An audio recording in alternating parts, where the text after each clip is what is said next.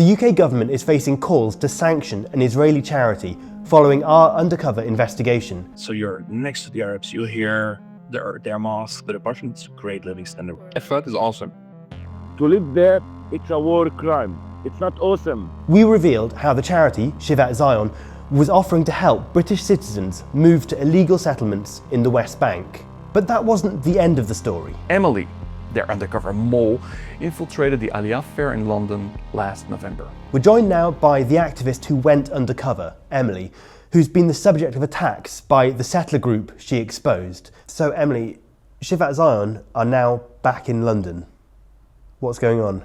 So this weekend, Shivat Zion, through the umbrella of World Zionist Organization, hosted another Aliyah Day fair in London. So just like the one that we protested and that we went undercover for back in November, here they are again. Not only the group itself showing up, but the man who I was talking to, Jonathan Vignay. But on top of that, there are also members of the far-right government that Netanyahu is a part of. Shivat Zion, this Israeli charity, they were there. What are the implications of that? So they were there despite multiple MPs calling for sanctions on this one particular group. It is absolutely disgusting to learn that British citizens are being offered Palestinian land to purchase with virtually the same ease as everyday online shopping.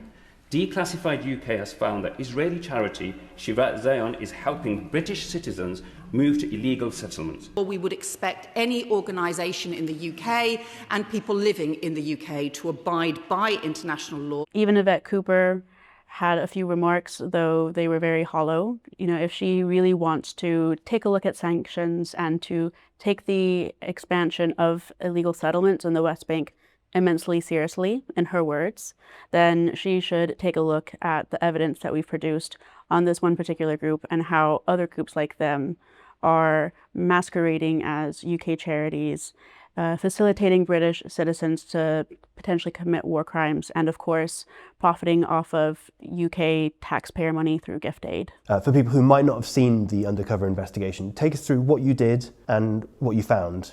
So back in November, I went undercover in the Aliyah fair to see which groups I could really get to talking to, basically, and seeing how they are not only using Israeli and Zionist propaganda to lure people into this colonial settler project, but to what extent are they acting outside of international law.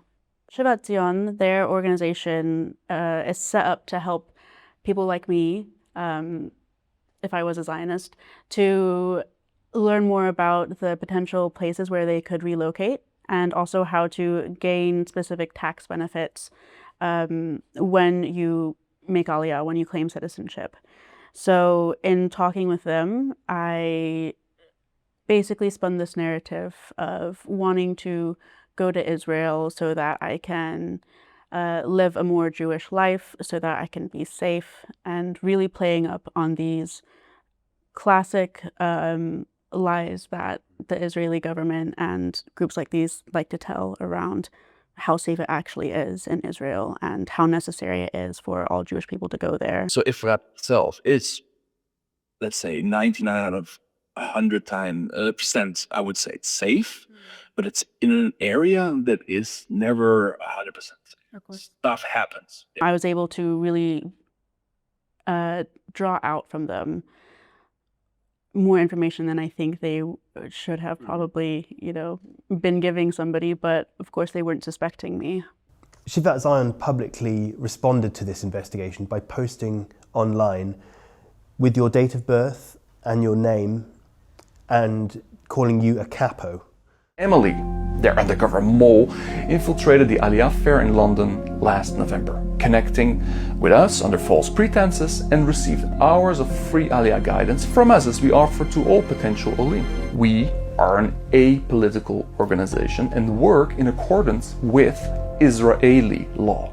Tell us about that and how that made you feel. It made me feel like I was doing the right thing. If they are basically threatening to dox me, if they are calling me a capo, then that is all that they can rely on when it is, a bold-faced truth that they are helping facilitate war crimes. The word capo comes from this term that was used in World War II for Jewish people who were acting as informants for the Nazi Party and the Nazi government. What I find really interesting about this word capo, which is what Zionists like to call anti-Zionist Jewish people like myself, is that, capos were in line with Nazis. And we know there's plenty of evidence that early Zionists also colluded with Nazis. And so for them to call us the capos, when their whole state, when their whole propaganda and honestly weaponization of Holocaust generational trauma, is also tied to fascist governments. So when they call us capos, every insult I feel is a declaration of who they are as people. There's been an incredible response to the undercover investigation. A lot of people saying it was very brave and you put yourself at a huge amount of risk doing this, using obviously your own name and showing your face on camera. Why did you decide to kind of put yourself through this?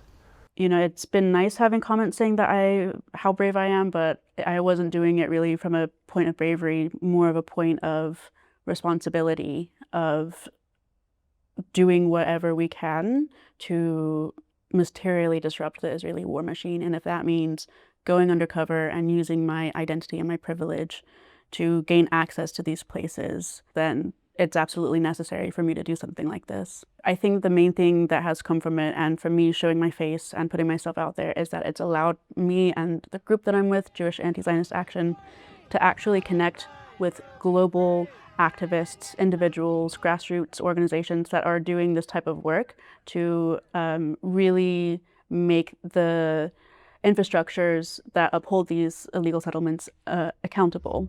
The illegal settlement of Efrat neighbours a Palestinian village called Wadi Rahal. Settlers have been filmed attacking Palestinian workers and detaining young children from Wadi Rahal during a spate of attacks that also included the shooting of a local resident. And last year, the head of Efrat's council said that construction was underway to expand the settlement further, with reports of Palestinian homes and farm buildings being demolished. Efrat is awesome. Efrat is a very high living standard. I've even met a man who was born and raised in Efrat who de-Zionized himself and realized that where he was living is an illegal settlement, and so learning people's stories and being able to connect on this very deep level really helps bring together a fuller picture of the atrocities that these groups are committing. You are stealing my house. And if I don't steal it, someone else is going to steal it. No. How about the political impact then? We mentioned about the calls to sanction Shivat Zion. What do you make of what's happened so far? The calls to sanction Shivat Zion are honestly just empty words and hollow promises unless there are actual actions to back that up. Again, if Yvette Cooper is wanting to take sanctions seriously and to take the expansion of the illegal settlements in the West Bank immensely seriously, then she has all the evidence to look at. There are so many other groups. These are organizations that were at the Aliyah fair. Organizations from Shivat Zion to Vahim to Ebenezer to even this group, Garin Sabar, who are trying to get people to join the IOF, right? So there are so many organizations like Shivat Zion that also need to be seriously looked at. Yeah, and we should say, just for the record, that we can't necessarily say that all of these groups are linked to illegal settlements, but in your view, they should all be looked at and questioned. Exactly. I don't really honestly trust that the government will do much of anything.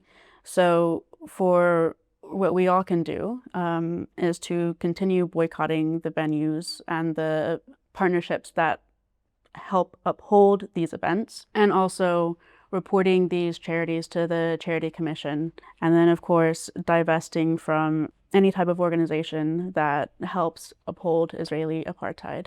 So the call, as always, for the Palestinian Liberation Movement is BDS. And, you know, again, at the core of all of this is the understanding of what the people in Palestine are going through. You know, I have friends in Gaza who I help fundraise for. I have friends who are connected through various protective presence programs in the West Bank. It's just incredibly important that we're all working together and trying everything that we can to put a stop to this. There's been a lot of conversation in the media recently about anti-Semitism, especially in London, and about Jewish people not feeling safe here. Do you feel safe as an anti-Zionist Jew? I personally don't feel unsafe. The only time I feel unsafe is when I'm on these actions and I am confronted with Zionists.